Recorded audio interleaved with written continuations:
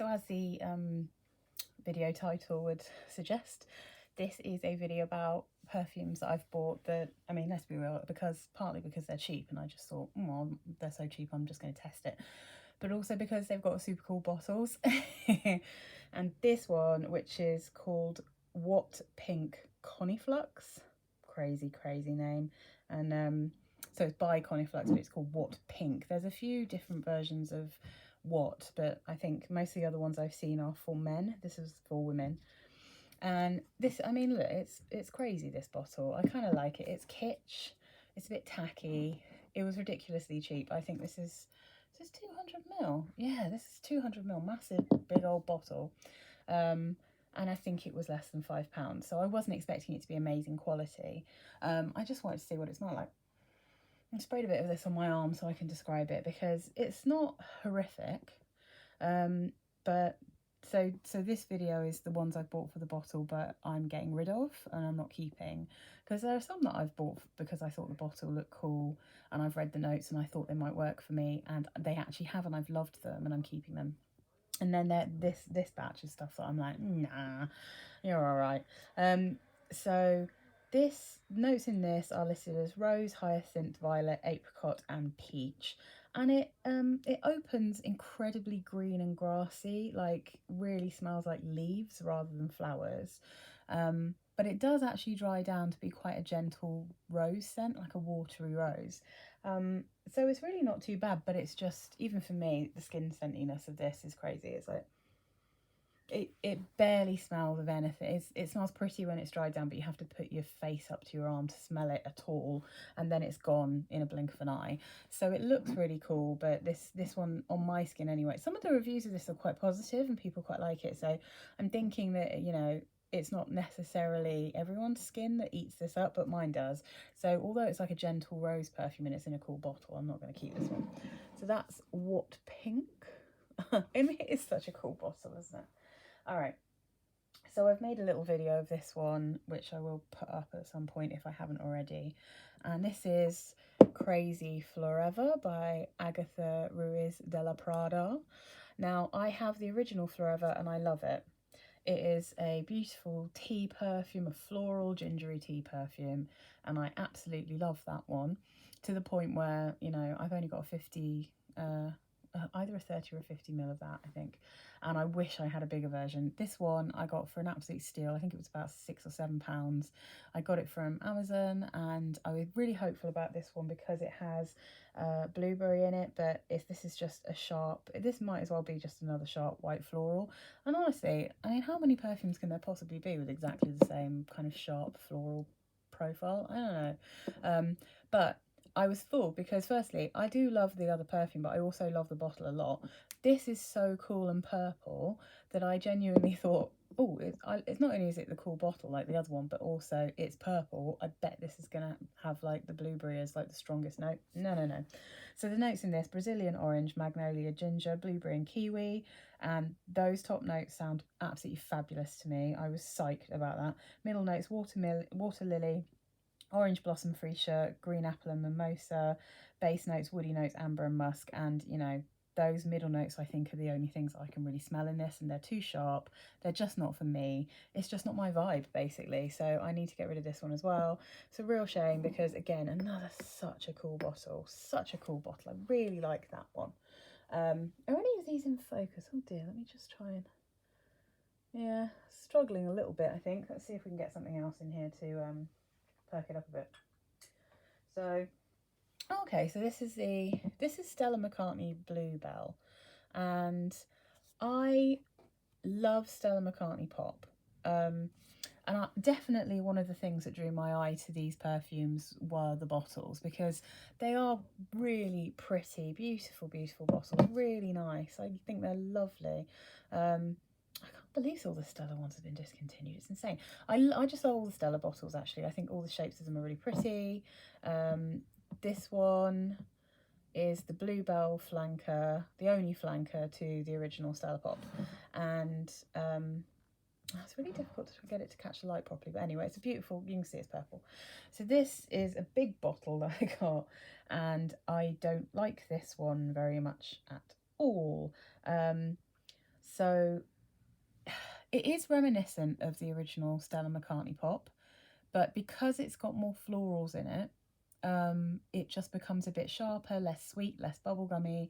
And I think that, you know, in my defense, I think that's what I like a lot about Stella Pop. I think that I like how kind of bubblegummy and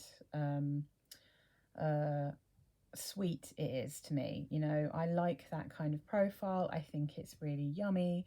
And so I would definitely advise, if you smell Stella Pop and it's too bubblegummy and too sweet and too, like, you know, just a little bit too kind of candy-ish for you, or maybe seems too girly or too young, and you like something a bit more floral, then this is a really good replacement, because this definitely has the flowers kind of singing a little bit louder. It has exactly the same, identical in fact, notes, but it has bellflower as well. So top notes: tomato leaf, violet leaf, green mandarin. Middle notes: bellflower, so bluebell, violet, tuberose, frangipani, and base notes of musk, sandalwood, and cedar. So it's really, really similar, but I am going to sell this one. I know it's been discontinued, and I'm sure there's lots of people who love it, so I shall pass that on to someone else who's going to absolutely love it, because it's just not quite my thing. What else have we got here? This has come up in a few of my videos, and this is Alfred's Sung Jewel, which never fits into my, I can't get my camera quite to the right place to actually do a good job of this. Yeah, it's getting a bit dark outside. It seems to be struggling a bit, my camera. So Alfred Sung Jewel is such a cool bottle. Yes, definitely. I did partially buy this because so many people have sung its praises. Alfred sung its praises, on YouTube. But really, it was just, I just wanted this bottle, and I trusted that it would be a nice enough scent for me to want to keep it, because everyone was really talking about how yummy it was. Lots of people were saying it dried down and it had like a sweet coconut. But I find this exceptionally sharp, and I just don't like this one. I think it smells like very sharp white flowers. It never really, I mean, again, it might just not agree with my particular skin chemistry. That's obviously totally possible, because most other people really like this scent, so I seem to be the odd one out here. But this one just stays sharp on me. It doesn't really develop, even when in the base notes the coconut milk comes through. It makes it slightly creamy, but it only sweetens it up a tiny bit. This is like, it stings my nostrils, this one. Like, I find it really astringent. So the notes in this, top notes are pear, neroli, blackcurrant. Middle notes: jasmine, frangipani, orange blossom. Base notes: black locust, coconut milk, and plum. And yeah, this one, it's super pretty, but it just doesn't work for me. So what else have we got? Oh, this is a boost. Another one that doesn't really want to fit in. So there was I couldn't find any reviews or anything about this, because this is not on Fragrantica. It's not really anywhere. This is an FUCK for her, and it's one of the Pop line, and it's called Music. So it's quite hard to find the notes for this. So what I ended up doing was I hunted down the notes after I got it, actually, and then I put it up on one of the other FCUK listings on Fragrantica. So I'm literally just going in now to Fragrantica to find my own review of this, so I can find the notes, which is a ridiculous way to do things, but unfortunately it was hard to find. So here we go. So the top notes here are bergamot and pear. Heart notes: apricot, orchid, purple orchid apparently, rose, ylang ylang. Base notes: sandalwood, musk, and amber, golden amber specifically. But this to me just smells super fruity and floral. And also, I hate this bottle now I've actually got it. I thought it looked kind of cool, but it doesn't spray. In fact, I had to get a refund for this because it just dribbles out. And I mean, I'm probably gonna have to throw this in the bin, because I managed when it first came to get a couple of bits out of it, and I've tried everything I could think, and I don't know how I could, without literally tearing this thing apart, I can't really get anything out of this bottle. But I can tell you that the dry down is slightly woody, but and it goes super shampooey, but it starts off, I feel like it must be the pear, bergamot, and apricot are the strongest things, because when I first smelt this, without really knowing properly what the notes were, and I honestly just bought it because it was so cheap and I thought the bottle looked interesting, it just smells a bit tropically fruity. It just smells generically like a kind of slightly citrusy fruit juice. and then dries down into being a shampooy, fruity shampoo, and then deep dry down, gets a little bit more woody. But it's not, I wouldn't recommend this to anyone. It's really not interesting, and I hate the bottle. It's impossible to use. And having read some other reviews for the FCUKs in these bottles, I think a lot of people find them really difficult to use. So yeah, not a recommendation if they're going to drive everyone mad with not actually being able to use them. So let's move things around a bit. Put that back on its side. So then we've got some little ones now. I've talked about this one before. This is Betty Barclay Pure Pastel Lemon. This one I think it's quite nice, but as I said, I've now found my holy grail of lemon perfumes and I just don't need this. I'm never going to reach for this when I have my Aqua Colonia Lemon and Ginger. Like, I just literally have no reason to ever wear this perfume now, because I bought this specifically because I was trying to find a lemon perfume, and that lemon perfume, it literally makes my heart sing with joy. Whereas this one is a little bit, again, shampooy, a little bit maybe detergenty, you know, it's got like a super clean, lemony, fresh smell to it, a bit soapy. But it's also, I just thought the bottle was so cute. I'm just going to try and bring this up, see if it will focus on it. Yeah. It's just I just think it's really cute. It's only a little 20ml. I really liked the colour. I thought the colour had a good suggestion of what it was going to smell like, and frankly it does. It's got it's a gentle, citrusy, lemony smell. But again, it just becomes a little bit shampooy for my liking. But I do think it's really cute and really nice. I like it. And I would actually happily recommend that to people. Let's try and get that back in focus. I would happily recommend it because I do think it's quite cute, but it doesn't need to stay in my collection. It's just become redundant because I love the Aqua Colonia so much. So the top notes are lemon, mandarin orange and green apple. Middle notes, lily of the valley, freesia, violet leaf. Base notes, musk, sandalwood and amber. So yeah, I mean, it does get a slightly woody in the base with a sandalwoody kind of smell, but I think the top notes, you really get those. Then the florals make it a little bit soapy in the dry down, but it has slight warmth to it. It's not like too astringent. Yeah, it's kind of cute, this one. It's not bad at all, but like I said, I just don't need it in my collection. So then we've got, let's make this mistake.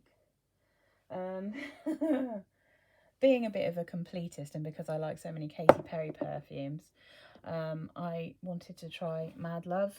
I have not sugar. This is Mad Potion. Sorry, I have Mad Love and I like Mad Love, and that's in a pale pink bottle, which is exactly the same bottle but pale pink. It's so cute. But that one has like a marble kind of top to it, rather than this glittery one. So this is again. Let me just try and get the focus. This is super cute. I really think it's a cute bottle. I really like the colour. I was hoping it was going to like sing to me, even though I had heard this was a vanilla perfume. So the chances of that happening are slim to none. And I mean, I just hate this perfume. I hate it. But then I hate it because it's so far from the scent profiles that I like. And it really reminded me of what's it called that everyone loves and I don't, the really Pink Sugar. It really reminds me of Pink Sugar. It's vanilla-y and sweet and candy-ish in a way that just really turns my stomach. And again, I think if I smelt this on someone else, I might think it's quite nice. I don't have the same kind of fruit chewy response to this, in that it's one that I wish I could wear, but I can't. And I feel that about Pink Sugar and like things like Choco Must, which also has that same vanilla-y sweetness that's in Pink Sugar. But this one, so the top notes of this are vanilla, orchid, apple and peony. Middle notes, bourbon, vanilla, musk and jasmine. Base notes, vanilla, musk and amber. And I knew I wasn't going to like this, but it was, I think I got it for like a £5. I decided to try it anyway because I really do like some of her perfumes, even though one of the other ones that I've actually already sold, so I couldn't put it in this video, was one of her Killer Queen ones, the one in the amazing blue bottle that looks like a big blue crystal. I love that bottle. It's like a turquoise heavenly crystal. I love, love, love, love, love that bottle. It's equally as beautiful, if not more so, than Jewel by Alfred. But the perfume in it I found very boring. So that one was just boring. It didn't like really upset me. This one, but if you like Pink Sugar, I think you'd probably like this, because I think it's exactly that same kind of sweet, candied, vanilla-y kind of smell that you get with that, but without the licorice. So if you like Pink Sugar but you don't like licorice, then maybe try Mad Love, because I think it's got that same kind of vibe. And then last on this list of ones I'm definitely getting rid of is a bit of a heartbreaker, actually. So this, oh, it's really hard to show it. Really hard to show. There we go. Hopefully you can see it. I'm just going to try and get the notes up for this one. As you can see, again, this is another one that was super, super cheap. This is such a cool bottle. Oh, I think this bottle's amazing. It's really interesting. It's got like an internal sprayer. Yeah, it's again, like, it's just really cute, really cute. So this is Feraud. I don't know how to say this, I'm afraid. There's actually a few of these perfumes in this same bottle, but the other ones are super expensive. This one you can get for ridiculously cheap. So this is by Louis Feraud, and it's called Tout et Vous Louis Feraud. And I find this one really sad, because if this didn't have pink pepper in it, I would like this perfume. So the top notes of this are pink grapefruit and bergamot. The middle notes are gardenia, lotus and jasmine. The base notes are white musk, cedar and sandalwood. And this has a very gentle, skin scenty, pretty, not too sharp floral thing going on.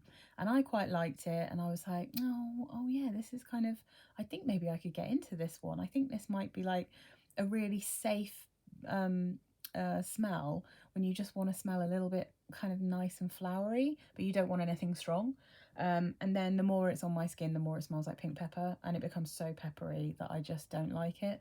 This is really, out of all the perfumes I've smelt that have pepper in, this is one of the most peppery I've smelt. And I just, yeah, I'm not interested in perfumes that are super peppery.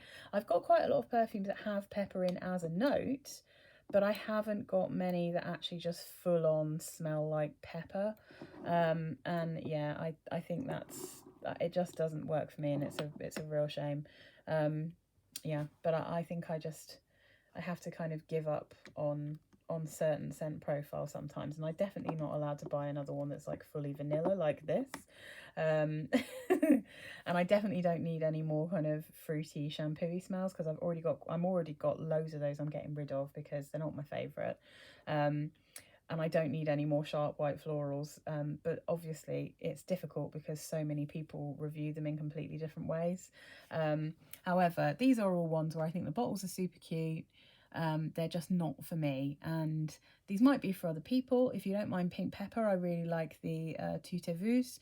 If you like soapy lemons, I really like Betty Barclay. If you like very vanilla-y sweet perfumes and you like kind of pink sugar, Mad Potion will be great for you. If you like sharp florals, then these three are great. If you like a body spray level kind of watery rose and you don't want to spend loads of money and you want to be able to spray it constantly and you just like the bottle, that one's fine.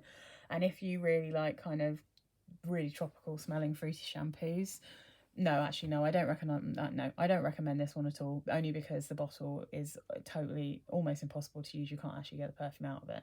And I don't think that's just my bottle. I think that's these bottles in general, to the point where I don't think I can even sell this. I think I'm gonna have to chuck it in the bin. But yeah.